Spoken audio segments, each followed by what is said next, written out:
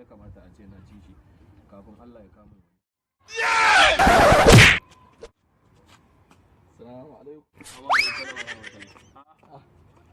Barka dai. Yawwa, an yi lafiya? Kwana biyu? Lafiya ƙarar da wucewa nan yana ce bari na ɗan biyo ta nan. Alhamdulillah.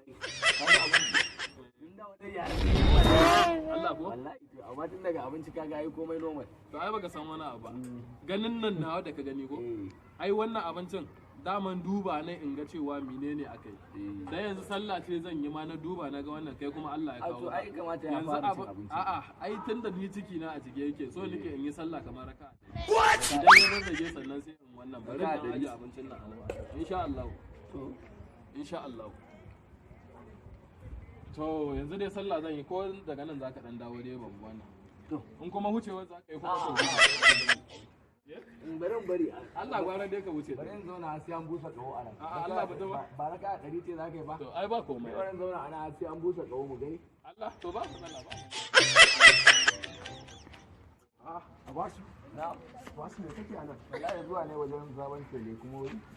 To na zo da shegiyar ne ka gane ta baruwa. Amma kuma sai ya ce wai bari ya ta.